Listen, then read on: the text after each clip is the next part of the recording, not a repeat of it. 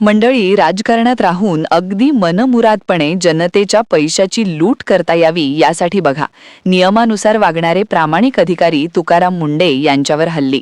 तुम्हाला ठाऊक असेल, नागपूरच्या अधिवेशनात अगदी मुंढे यांच्यावर हल्लाबोल सुरू आहे.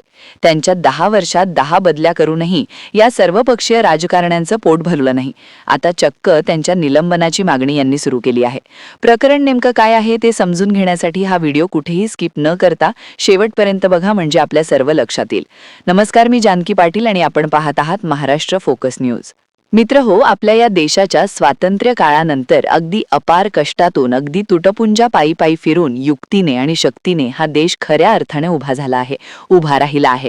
अर्थातच या प्रगतीमध्ये जेवढा वाटा तेव्हाच्या प्रामाणिक राजकारण्यांचा, नेत्यांचा असेल, त्या वाटा यापेक्षा किंबहुना त्याहीपेक्षा जास्त वाटा, जास्त श्रेय या देशातल्या तेव्हाच्या प्रामाणिक प्रशासकीय अधिकाऱ्यांचा आहे, हे लक्षात घ्या.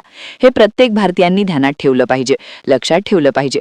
परंतु अलीकडच्या काळात आयत्या बिळावर नागोबा आलेल्यांनी काय केले आहे बघा. आयत्या बिळावर आलेल्या नागरिकांनी आज राजकीय परिस्थिती अतिशय बदलवून टाकली आहे, पूर्णपणे बदलवून टाकली आहे.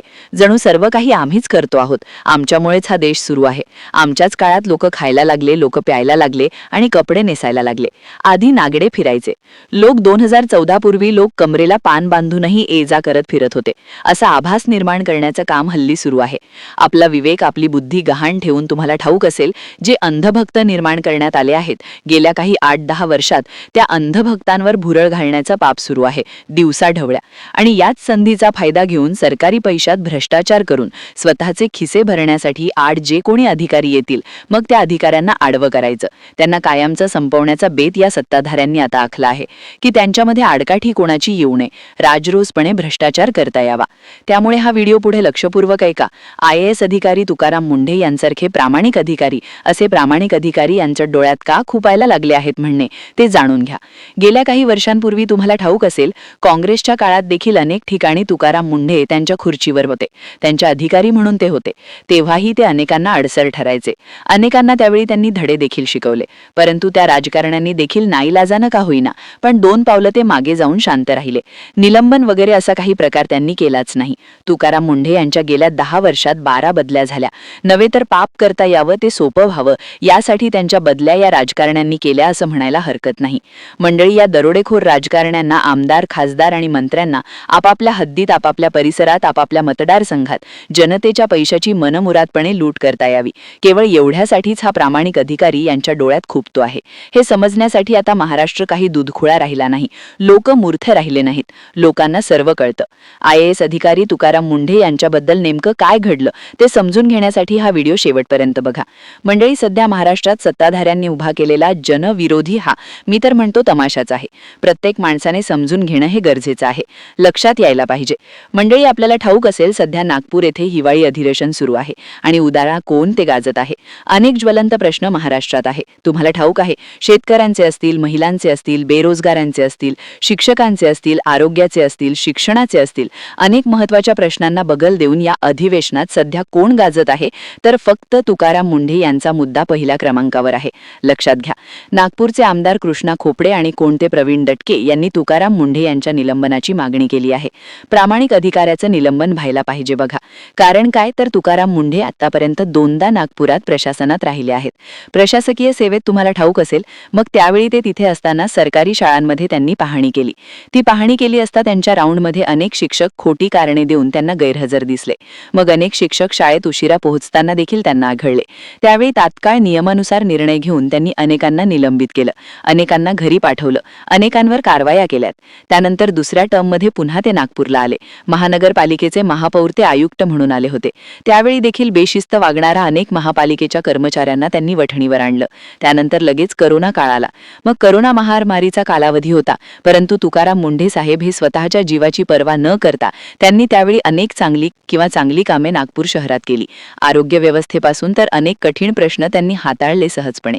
परंतु त्याच काळात नागपुरातील भाजपाच्या अनेक आमदार किंवा महापौर असतील, त्यावेळेस संदीप जोशी महापौर होते नागपूरचे. त्यांना या मंडळींना ते जड झाले होते. तुकाराम मुंढे अर्थातच अनेक कामांमधून मिळणारे सल्ले, काही कमिशन, असं काही या गोष्टी करता आल्या नसाव्यात. त्यांच्या बदलीचा मग यांनी मुहूर्त शेवटी काढलाच. ज्या दिवशी तुकाराम मुंढे साहेबांची बदली नागपुरातून झाली, ते नागपूर सोडून जायला निघाले, तेव्हा अक्षरशः सामान्य नागरिक त्यांच्या गाडीला आडवे झाले होते. अनेकांच्या डोळ्यात अश्रू देखील होते. ते नागपूर सोडून जाऊ नये असं नागपूरकरांना मनापासून वाटत होतं. पण जनतेचा कोण ऐकणार? पण तुम्हाला माहितीये ना, नागपुरात शक्तिशाली 2 महानुभाव असल्याने कोणत्याही अधिकाऱ्याला नागपुरातून हाकलून लावणं किंवा मर्जीतल्या अधिकाऱ्यांना नागपुरात बोलावणं हा अतिशय सोपा आहे. आता ह्या त्यांच्या बदली कार्यक्रमाला जवळपास 5-6 वर्ष उलटून गेलीत. करोना काळात ते शेवटच्या काळात नागपूरला होते. मग आता भाजपाचे आमदार कृष्णा खोपडे यांची अचानक पोटदुखी का सुरू झाली आहे? याला तर 4-5 वर्ष झाले. हा विषय निघाला तर उत्तर अगदी सोपं आहे बघा. हल्ली भाजपाची सत्ता महाराष्ट्रभरात आहे हे तुम्हाला ठाऊक आहे. त्यामुळे महाराष्ट्राच्या कुठल्याही कानाकोपऱ्यात भ्रष्टाचाराचा काळा कोळसा घासायचा असेल तर आपल्या कुठल्याही सहकारी बकासूर याला खोक्यांचे लचके तोडायला सोपं व्हावं, बस एवढंच कारण आहे. यासाठी मग असे नियमानं वागणारे अधिकारी यांना नको. हे अधिकारी आडवे येऊ नयेत आणि या मोजक्या प्रामाणिक अधिकाऱ्यांमध्ये तुकाराम मुंढे यांचं नाव अग्रस्थानी आहे हे अख्ख्या महाराष्ट्राला ठाऊक आहे.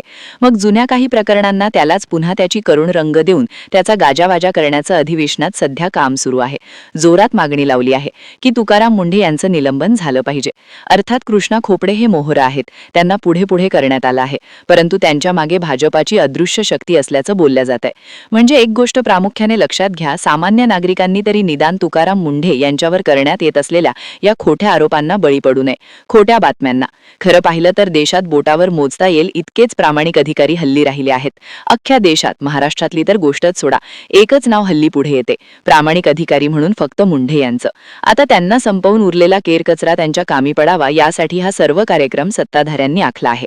नागपुरात भाजपाच्या बड्या नेत्यांच्या हाताखाली सध्या अनेक आमदार आहेत, अनेक लढवय्ये नेते आहेत. त्यांना अतिशय बळ मिळालं आहे. त्यांना पुढे करून मग हा खेळ मांडला जात आहे अशा प्रकारचा.